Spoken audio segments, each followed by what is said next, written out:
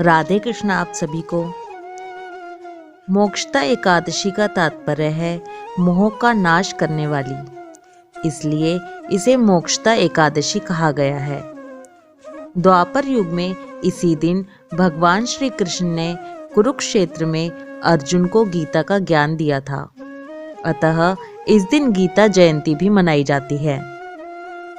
मोक्षदा एकादशी के दिन मानवता को नई दिशा देने वाली गीता का उपदेश हुआ था। श्रीमद् भागवत गीता एक महान ग्रंथ है। आपने भी सुना होगा कि श्रीमद् भागवत गीता के अलावा कोई भी ऐसा ग्रंथ नहीं है जिसकी जयंती मनाई जाती हो। इससे ही पता चलता है कि ये कितना महान ग्रंथ है। इसलिए इस एकादशी के दिन श्रीमद् भगवत गीता की भी पूजा अवश्य करनी चाहिए।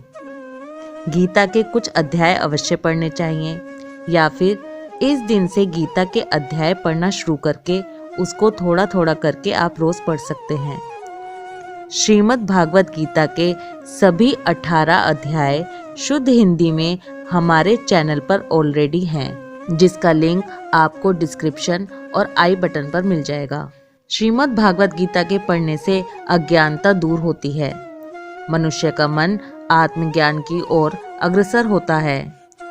इसके पठन पाठन और श्रवण से जीवन को एक नई प्रेरणा मिलती है। मोक्षदा एकादशी व्रत के प्रभाव से मनुष्य के पूर्वजों को मोक्ष की प्राप्ति होती है। जो लोग एकादशी का व्रत नहीं भी करते हैं, उन्हें भी मोक्षदा एकादशी व्रत की कथा और आरती जरूर करनी चाहिए। मोक्षदा एकादशी व्रत कथा। महाराज युधिष्ठिर ने कहा, हे भगवान, आप तीनों लोकों के स्वामी, सबको सुख देने वाले और जगत के पति हैं। मैं आपको नमस्कार करता हूँ। हे देव, आप सबके हितैषी हैं। अतः मेरे संशय को दूर कर मुझे बताइए कि मार्गशीर्ष एकादशी का क्या नाम है। उस दिन कौन से देवता का पूजन किया जाता है और उसकी क्या विधि है? कृपया करके मुझे बताएं। भक्त वत्सल भगवान श्री कृष्ण कहने लगे कि धर्मराज, तुमने बड़ा ही उत्तम प्रश्न किया है। इसके सुनने से तुम्हारा यश संसार में फैलेगा। मार्गशीर्ष शुक्ल एकादशी अनेक पापों को नष्ट करने वाली है। इसका नाम मोक्षदा एकादशी है। इस दिन दामोदर भगवान की धूप, दीप, नैवेद्य आदि से भक्ति पूर्वक पूजा करनी चाहिए। अब इस विषय में मैं एक पौराणिक कथा कहता हूँ। गोकुल नाम के नगर में वैखानस नामक राजा राज्य करता था। उसके राज्य में चारों वेदों के ज्ञाता ब्राह्मण रहते थे। वह राजा अपनी प्रजा का पुत्रवत पालन करता था। एक बार रात में राजा ने एक स्वप्न में देखा कि उसके पिता नरक में हैं। तब उसे बड़ा ही आश्चर्य हुआ। प्रातः वह विद्वान ब्राह्मणों के पास गया और अपना स्वप्न सुनाया और कहा, मैंने अपने पिता को नरक में कष्ट उठाते हुए देखा है। उन्होंने मुझसे कहा कि हे पुत्र, मैं नरक में पड़ा हूँ, यहाँ से तुम मुझे मुक्त कराओ। जब से मैंने ये वचन सुने हैं, तब से मैं बहुत ही बेचैन हूँ। चित्त में बड़ी अशांति हो रही है। मुझे इस राज्य, धन, पुत्र, स्त्री, हाथी, घोड़े आदि में कुछ भी सुख प्रतीत ही नहीं होता। आगे मैं क्या करूं? राजा ने कहा, हे ब्राह्मण देवताओं, इस दुख के कारण मेरा सारा शरीर जल रहा है। अब आप कृपा करके कोई तप, दान, व्रत आदि ऐसा उपाय बताइए जिससे मेरे पिता को मुक्ति मिल जाए। उस पुत्र का जीवन व्यर्थ है जो अपने माता पिता का उद्धार न कर सके। एक उत्तम पुत्र जो अपने माता पिता तथा पूर्वजों का उद्धार करता है, वह 1000 मूर्ख पुत्रों से अच्छा है। जैसे एक चंद्रमा सारे जगत में प्रकाश कर देता है, परंतु हजारों तारे नहीं कर सकते। ब्राह्मणों ने कहा, हे राजन, यहाँ पास ही भूत, भविष्य, वर्तमान के ज्ञाता पर्वत ऋषि का आश्रम है। आपकी समस्या वे जरूर हल करेंगे। ऐसा सुनकर राजा मुनि के आश्रम पर गया।